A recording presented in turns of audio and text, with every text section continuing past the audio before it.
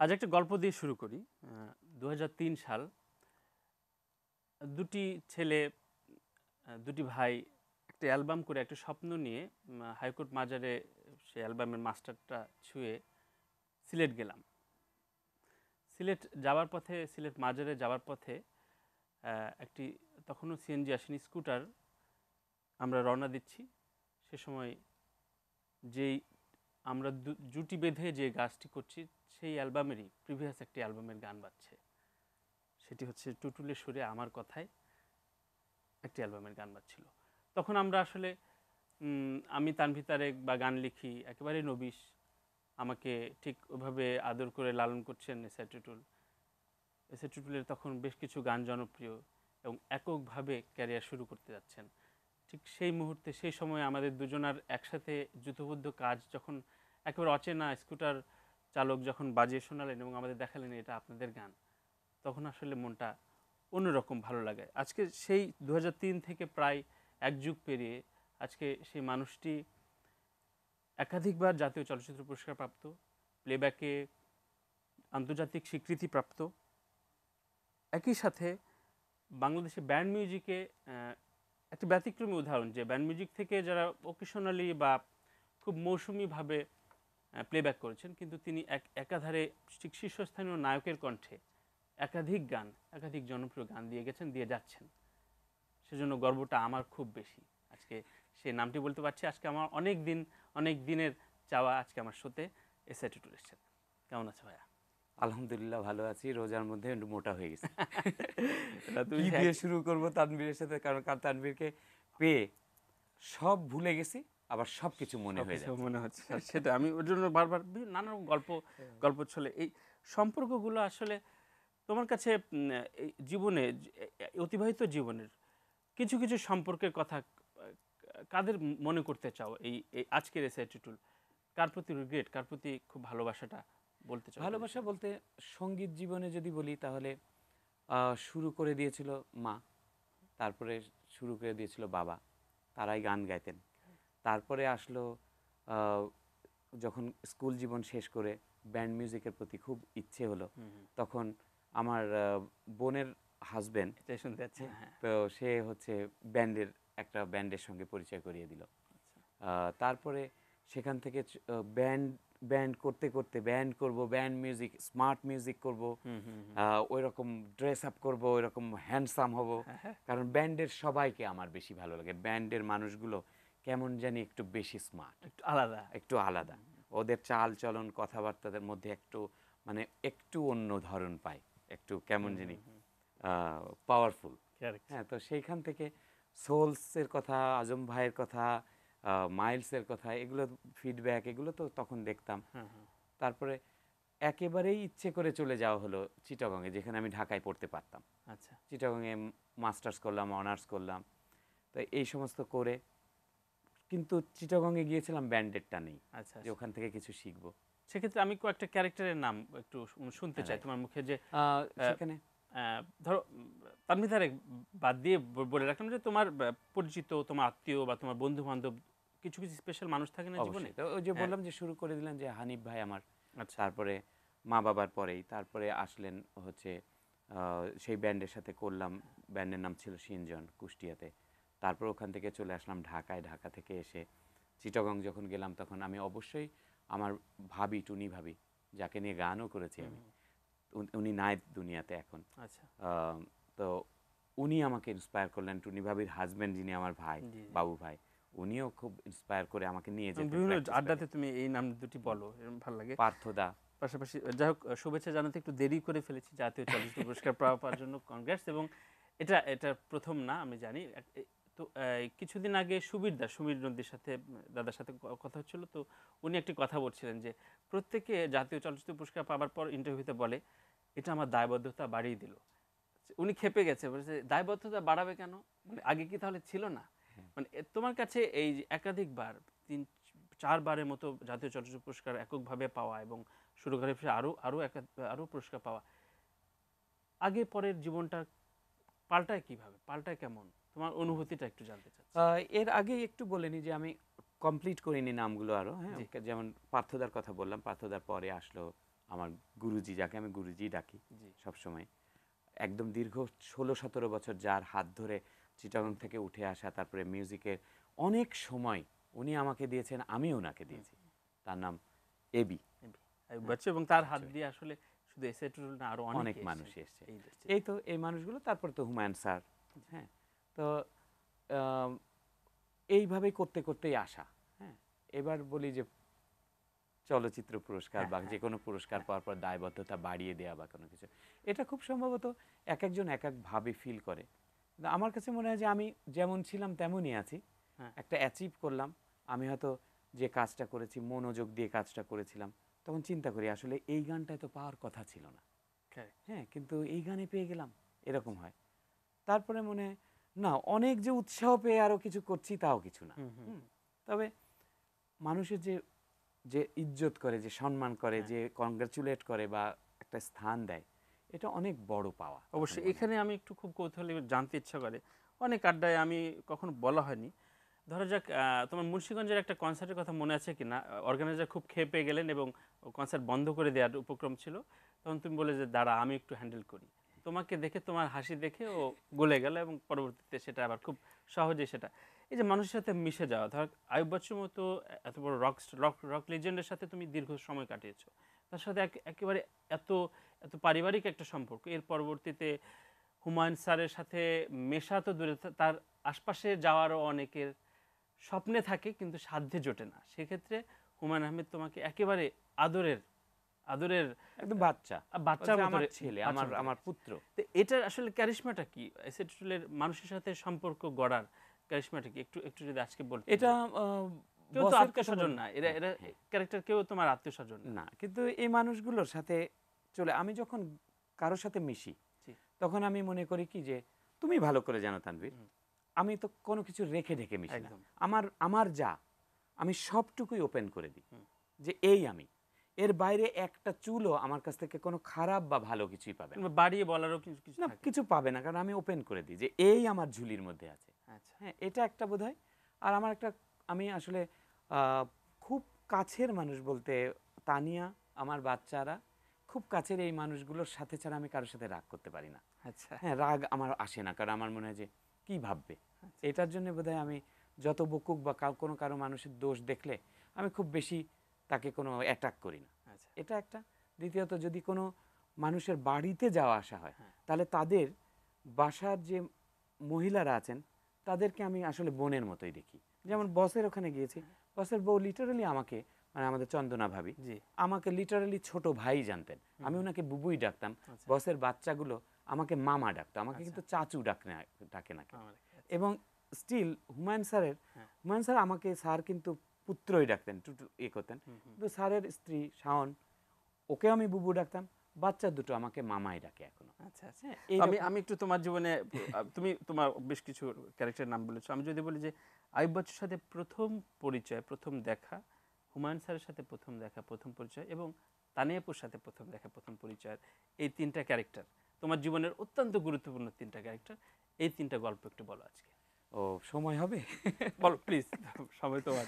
বসের সাথে তো প্রথম পরিচয়, হ্যাঁ। যেখানে দেখা হলো আমাদের কাছে এসছেন বস, তখন বেশিরভাগ সোলস ঢাকায় প্রোগ্রাম করতো, কিন্তু চিটাগংয়ে স্পেশালি বস থাকতেন।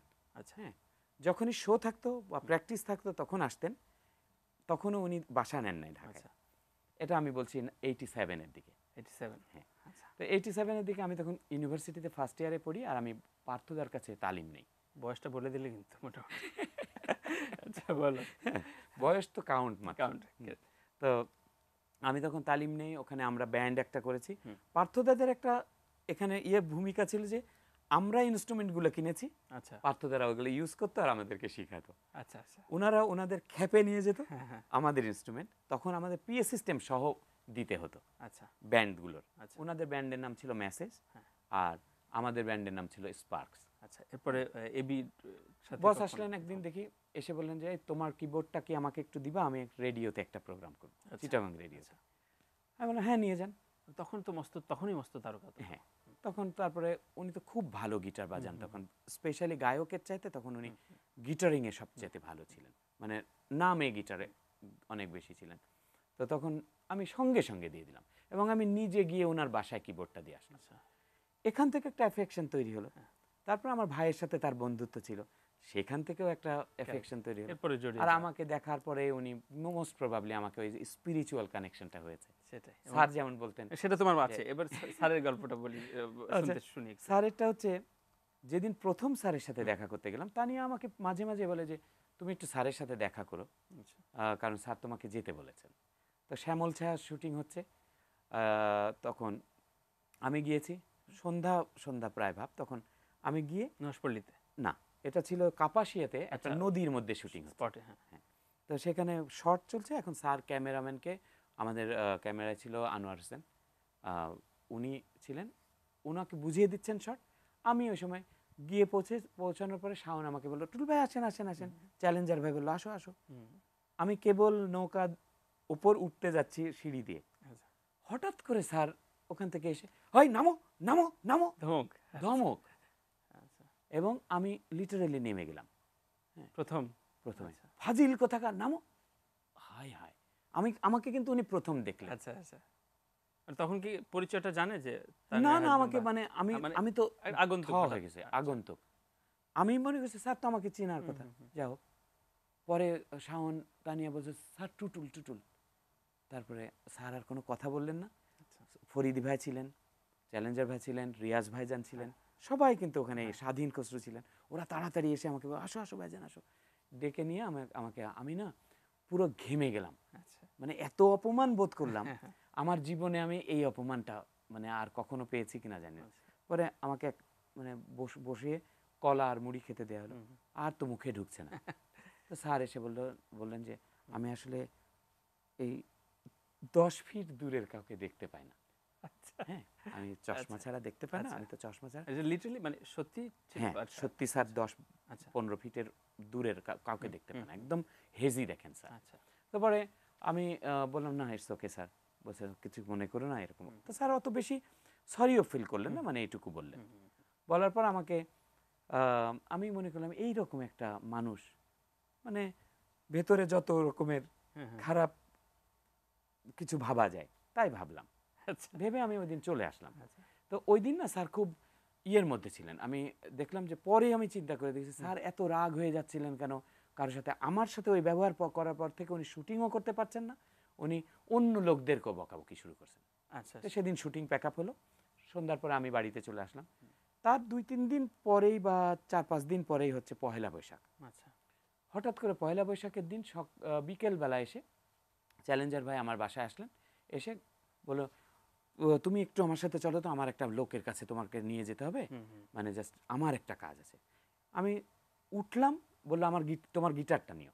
আচ্ছা। গিটারটা নিলাম, উঠলাম, উনি এক টান দিয়ে নুহাসপল্লী নিয়ে গেছেন। যাক, তার মানে ওই ধমকটা খুব কাজে লেগেছিল, দরকার ছিল। যাই হোক, তানিয়া আপুর সাথে প্রেমের গল্পটা ব্রেকের পরে শুনবো, এবং কোন গানটি শুনে কি কি গান শুনে পটিয়েছিলে এটাও শুনবো। ওরে ছোট্ট একটা বিরতি নিয়ে আসি। প্রিয় দর্শক, ইয়াং নাইট লাভ বক্স থেকে নিচ্ছি ছোট্ট একটা বিরতি। বুঝতে পারছেন আড্ডা একবার জমিয়ে আড্ডা হচ্ছে টুটুলের সাথে, সঙ্গে থাকুন।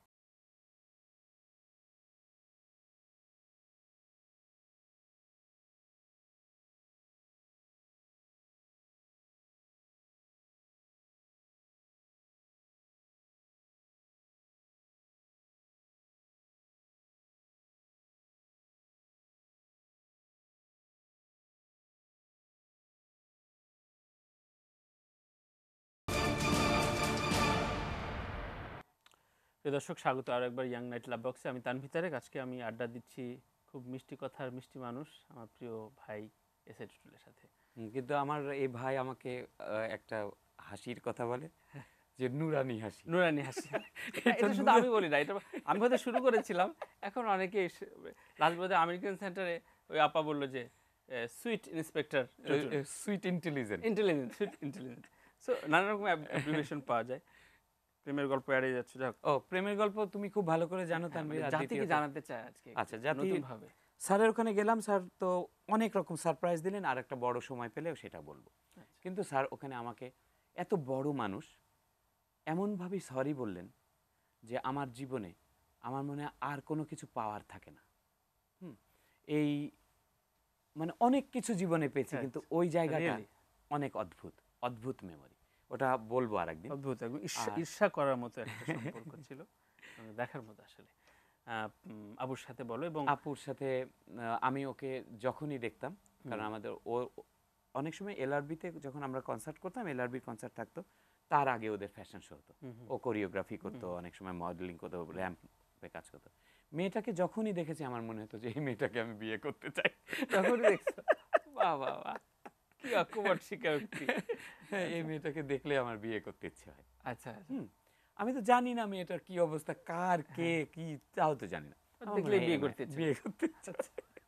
যে আমার বউ হোক। ইন্টারেস্টিং। আচ্ছা আচ্ছা। হ্যাঁ, পরে এই কথা ওকে বলেছি পরে অনেকদিন। তো তারপরে তো আমরা তখন পটানোর কোনো কেমিস্ট্রি কেমিস্ট্রি ছিল, মানে বস পরিচয় করিয়ে দিয়েছিল আনন্দ ধারার এই ধরনের একটা প্রোগ্রামে, যেটাতে ও অ্যাওয়ার্ড পেয়েছিল, বসও অ্যাওয়ার্ড পেয়েছিলেন।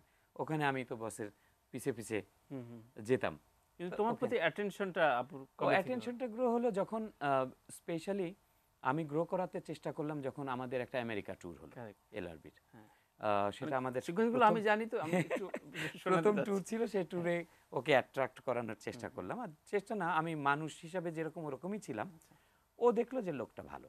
এখন এখন এই বুড়ো বয়সে, মানে বুড়ো বলছি না, একটি আপুকে আচ্ছা, ডেডিকেট তোর করে একটা গান করবো প্লিজ। কারণ তোর আপু খুব পছন্দ করে। আমি তো আসলে বন্ধুরা, আমি একটা জিনিস বলি, সেটা হচ্ছে যে আমি তানভীরকে কখনো তুমি তুমি করে কোনোদিন বলিনি। Correct. তো যার জন্য এখানে বলতে হচ্ছে। না, লাভ বক্সে বলতে পারে, ভেরি ওপেন এবং ক্যাজুয়াল একটা show। তানভীরের একটা লেখা গান, আমরা যখন প্রথম দিকে কাজ করতাম একসাথে দুইজন, তো এই গানটা ওর আপুর খুব পছন্দ, তানিয়ার খুব পছন্দ, তো ওইটাই করি। তো একটু ধর।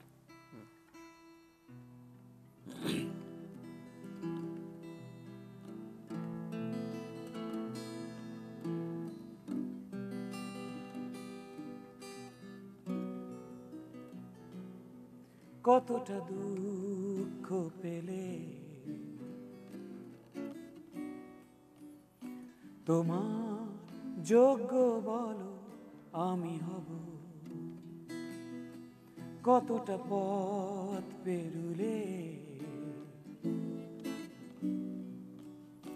তোমার পথের দেখা আমি পাব।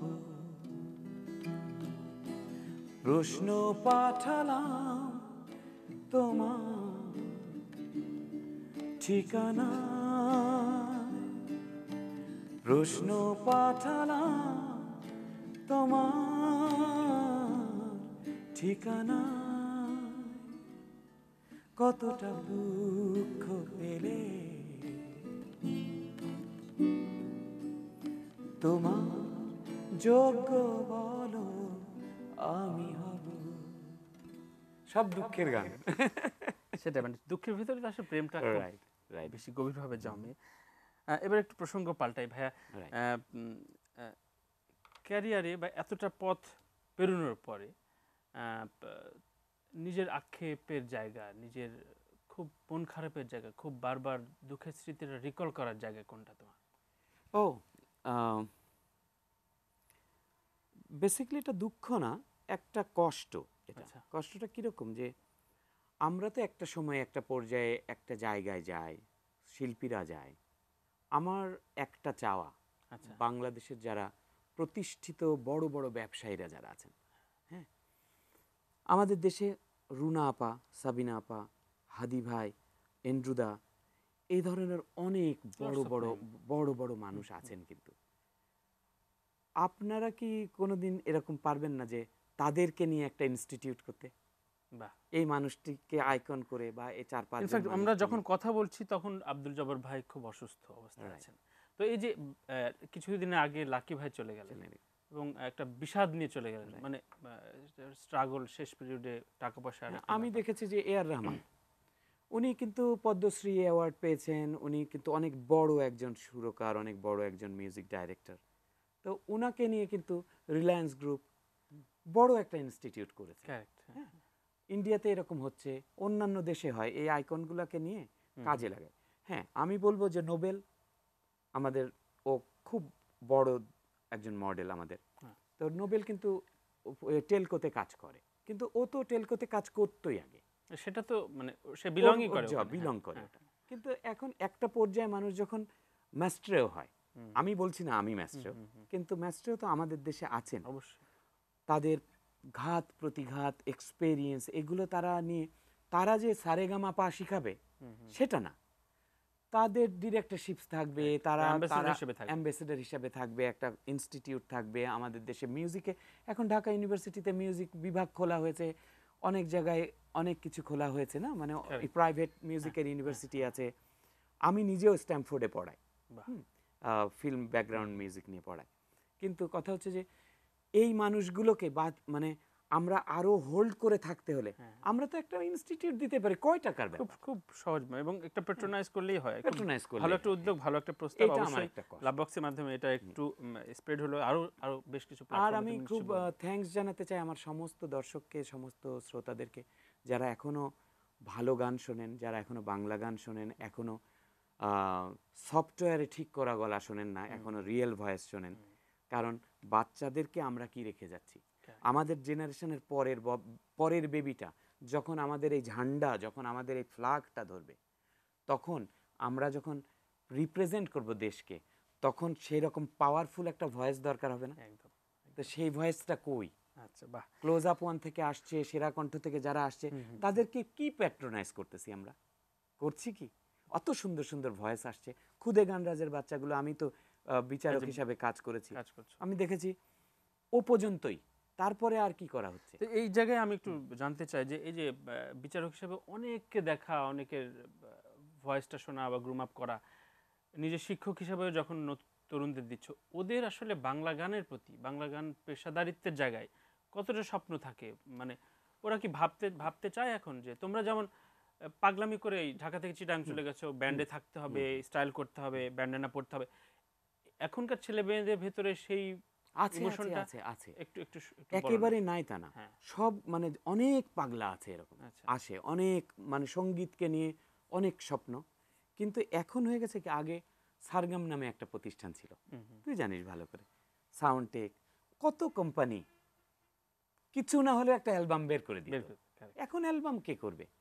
হ্যাঁ, তো তারপরে কিছু গরিব ঘরের থেকেও তো বাচ্চারা আসে, আমরা গরিব ঘরের না হলেও মিডিয়াম ক্লাসে থাকতেও আমরা মনে করি যে জীবন এখানে, কিন্তু আবার পড়াশোনা ছাড়িনি, পড়াশোনা শেষ করে আসছি, তারপরে আমাদের ব্যাপারটা কেমন জানি একটু অন্যরকম।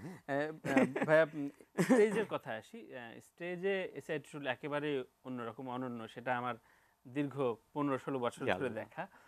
সেক্ষেত্রে তুমি এই যে সারা বিশ্বেই তো বাঙালি এখন ছড়িয়ে আছে এবং তাদের কাছে তোমার গানগুলো বা বাংলা অনেক গানগুলো এখন তো ধরতে গেলে লাইভ শোর উপরেই টিকে থাকা, অলমোস্ট তুমি ছাড়া, কারণ আমার তো আর মিউজিক ভিডিও নাই, আমার তো আর ইউটিউবেতে আমাকে খুঁজলেই তো এখন অনেক মডেল টডেল দিয়ে পাওয়া যাবে না, তবে আমিও চেষ্টা করছি, এটা বলবো না এখন।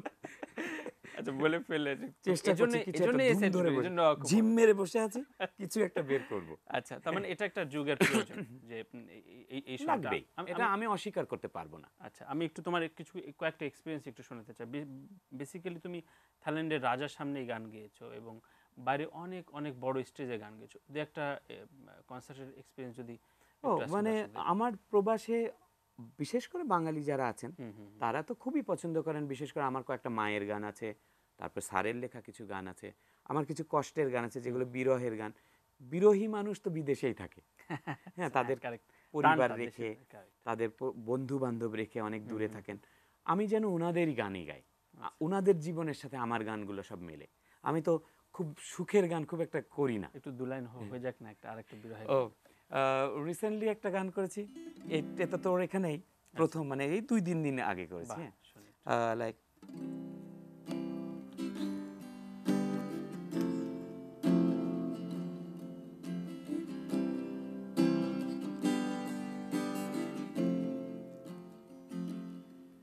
তোকে বারবার বলি আমার কাছে আসিস না, তোকে বারবার বলি আমায় ভালো বাসিস না, আমি ছন্ন ছাড়া বাঁধন হারা প্রেমের আগুনে পড়ে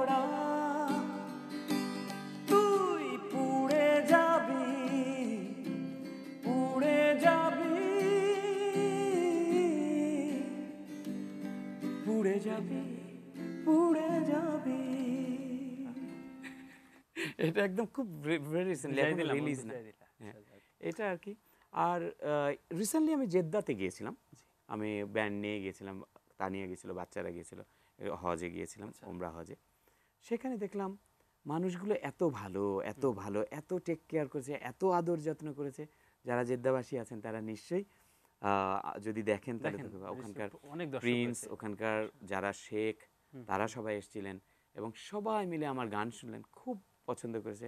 সেখানেও হ্যাঁ হ্যাঁ, ওরা বাংলা গান কেন পছন্দ করলো, বাংলা তো বোঝে না, কিন্তু অনেকক্ষণ মানে প্রায় রাত 3টা পর্যন্ত আমাদের প্লেলিস্টে কনসার্ট। কি ছিল, মানে কি ফেস্টিভ্যাল আমি আমি ওখানে গিয়েছি। প্লেলিস্ট তারপর তোমার গান কি কি গান? ওই যায় দিন যায় একা, কে কেউ আচ্ছা। প্রেম করে, দুঃখটাকে দিলাম ছুটি, মন রেটন, এগুলি তো গাইলাম। তবে একটা গান খুব, যাবো মদিনা, যে গানটা, ওই গানটা আমি একটু বাংলাদেশি গান, হ্যাঁ এই গানটা করলাম, খুব তারা মানে প্লিজ এবং সবাই খুব পছন্দ করছে। আজকেও একটা ওখানকারই একটা ছেলে নূর, ও ফোন করেছে আমাকে, ভাই আমি আজকে মনে ইয়ে করছি যে আমি এখন হজ করতে দেবো, মেবি সে হজেই আছে এখন, বলে আমি আপনার নামে 2 রাকাত নামাজ পড়বো আমি। ওয়াও। তো আমি বললাম মক্কা শরীফ দেখেই, মানে কাবা শরীফ দেখার পরে আমার কথা, আমার একটা সালাম পৌঁছে দিও, আমার আল্লাহ পাকের কাছে আমার সিজদা পৌঁছে দিও। বাহ, বাহ, আর কি লাগে জীবনে, আর তাই না? এই তো ভালোবাসার এই পাওয়াগুলোই। আর বন্ধু বান্ধব এটাকে উদ্বুদ্ধ করে, সবাই আদর করে, ভালোবাসে। এই ভালোবাসার প্রতিদান কিছুই দিতে পারবো না, একদম। কিছুই দিতে আমাদের প্রোডিউসার ফারুক আজম সহ অনেকেই আসলে জায়দিন এক এক 2টা লাইন শুনতে চেয়েছে। আমাদের শোটাও শেষ করতে হবে, আমি মানে খুবই মনোকষ্টে ভুগছি যে কিভাবে এত তাড়াতাড়ি শেষ করব। তো তানভীরের সাথে বসলে বোধহয় সারা রাত এটা পার ইন্ট্রো হয়ে হলো যাবে। বোধহয়, হ্যাঁ, মানে intro কেবল এটা। শুরু করলাম। যাই হোক, এটাই। একটু শুনি। তা থ্যাংক ইউ তানভীর তোমার এই প্রোগ্রামে আমাকে ডাকার জন্য। যদিও 11 বছর আমাদের, 11 বছরের মধ্যে তোমার প্রথম শোতে আমি এসেছি। একদম। হ্যাঁ, তো it's a very big memorable day, memorable time for me. And আবার একটা জিনিস শুধু বলি, আপনাদের বলি, আমরা এই দুইজন খুব গন্ডগোল করি, মারামারি করি, ঝগড়া করি, এটা হয় না, ওটা হয় না, ভাইয়া ভালো না, অমুক তমুক। Ultimately end of the day we are brothers. Correct. আর একটা জিনিস কি, যে যে দেয়াল তুলে ভেঙে ফেলতেই হবে, সে দেয়াল আর তুলবো না। সেটাই, আপন তো আপনই। আপন আপনই। যাই হোক, তো আজকে শোটা শেষ করি তোমার গান দিয়ে। আমি একটু দর্শকদের কাছ থেকে বিদায় নিয়ে আসি। প্রিয় দর্শক, আজকে আসলে ঠিক টক শো না লাভ বক্সের কি ভালোবাসার গল্প হলো তা জানি না, তবে দুটি আপন মানুষের কথোপকথনগুলো হয়তো রেকর্ড করে বা লাইভ আপনারা দেখলেন। ভালো মন্দ কেমন লেগেছে জানি না। ভালোবাসায় থাকুন, ভালো থাকুন। আজকে এসেটুলে যাই দিন একাকি গানটা শুনে শেষ করছি। শেষ। আমার একটা বন্ধু আছে, ওর নাম বাদল, আচ্ছা। খুব দোস্ত, ও আমাকে দোস্ত পাতিয়েছে, হ্যাঁ আমার সাথে। তো বাদল, ওকে আমি খুব মিস করছি কয়েকদিন, কারণ 7-8 দিন ওর সাথে আমার কথা হয় না। আচ্ছা। ওর ব্যস্ততা, হ্যাঁ হ্যাঁ হ্যাঁ। আমিও প্রত্যেকদিন ফোন করি, সে ফোন ধরে না, কারণ খুব ব্যস্ত, আমি শুনতেছি খুব ব্যস্ত। তো ওকে মিস করছি, তো আমার জন্য এই গানটাও একটু প্রপার। বাহ বাহ, কে আবার